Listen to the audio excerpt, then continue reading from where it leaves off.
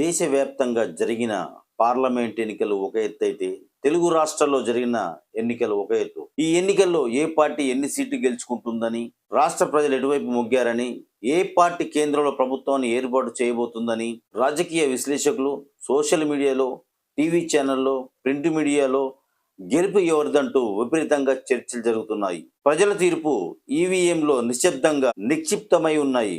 ఏం జరుగుతుంది, ఫలితాలు ఎవరికి అనుకూలంగా ఉన్నాయి, ఎవరికి ఎన్ని సీట్లు వస్తాయి, ఎక్కడ చూసినా ఇదే చర్చ ఉత్కంఠం రేపుతుంది. మేధావులు, రాజకీయ విశ్లేషకులే కాదు, టీ స్టాల్ దగ్గర, బస్టాండ్ల దగ్గర, రచ్చబండ దగ్గర ఎక్కడ నలుగురు పోగైనా అక్కడ చర్చ వేదికలవుతున్నాయి.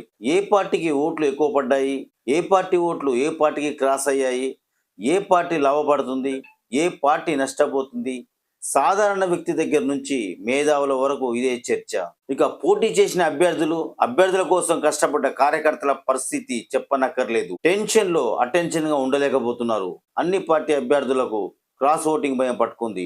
క్రాస్ ఓటింగ్ ఎవరి కొంపముంచనుంది అనే ఆలోచనలతో అభ్యర్థులు ఉక్కిరి బిక్కిరి అవుతున్నారు. Congress versus BJP, BJP versus BRS లా పోలింగ్ జరిగింది. అంటే బీఆర్ఎస్ నుంచి, కాంగ్రెస్ నుంచి భారీ ఎత్తున క్రాస్ ఓటింగ్ జరిగింది అనేది స్పష్టమవుతుంది. ప్రచారం చేయడానికి కార్యకర్తలు లేని గ్రామాల్లో కూడా బీజేపీ ఓట్ల ప్రవాహాన్ని నివారించలేకపోయారు. ఇటు కాంగ్రెస్ సానుభూతి పరులు, అటు బీఆర్ఎస్ సానుభూతి పరులు కూడా బీజేపీ వైపు మొగ్గారని తెలుస్తుంది. ప్రజలు స్వచ్ఛందంగా, పార్టీలకు అతీతంగా బీజేపీ వైపు మొగ్గు చూపారని వస్తున్న పాజిటివ్ టాక్ను బట్టి తెలుస్తుంది. గ్రామాల్లో కమలం జోరు కొనసాగింది. ఇప్పటి వరకు పట్టణాల్లో గట్టి పట్టున్న బీజేపీ ఓటు బ్యాంక్ ఇప్పుడు పల్లెల్లో కూడా విస్తరించింది. ఉత్తరాది రాష్ట్రాల్లో ఇప్పటికే సత్తా చాటిన బీజేపీ అంతంత మాత్రాన ఉన్న దక్షిణాది రాష్ట్రాల్లో దూకుడు పెంచిందని చెప్పాలి. దక్షిణాది రాష్ట్రాల్లో కమల వికాసం సాధ్యం అంటున్నారు రాజకీయ విశ్లేషకులు. ఇప్పుడు వస్తున్న పాజిటివ్ టాక్ను గమనిస్తే ఖచ్చితంగా మెజార్టీ స్థానాలు గెలుచుకొని బీజేపీ బలాన్ని నిరూపించుకోబోతుంది అని తెలుస్తుంది. దీనికి బలమైన కారణం దేశ రక్షణకు బీజేపీ పార్టీ సరైనదన్న భావన రోజు రోజుకి భారతీయుల్లో బలపడుతుంది. కాశ్మీర్ 370 ఆర్టికల్ కావచ్చు, కార్గిల్ యుద్ధమే కావచ్చు, రఘునందన్ విడుదల కావచ్చు, మోదీ ప్రధానిగా బాధ్యతలు చేపట్టిన దగ్గర నుంచి భారతదేశానికి భరోసాగా నిలిచారు అన్న నమ్మకం భారతీయుల్లో ఏర్పడింది.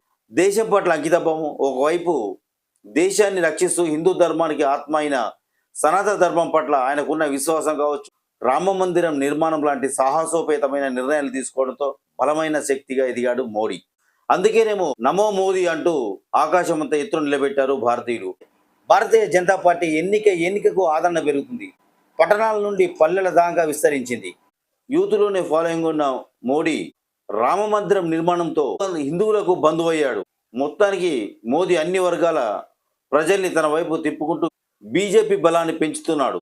ఇప్పుడు కాకపోయినా ఎప్పటికైనా భారతదేశం మొత్తం కమల వికాసం తప్పదంటున్నారు రాజకీయ విశ్లేషకులు.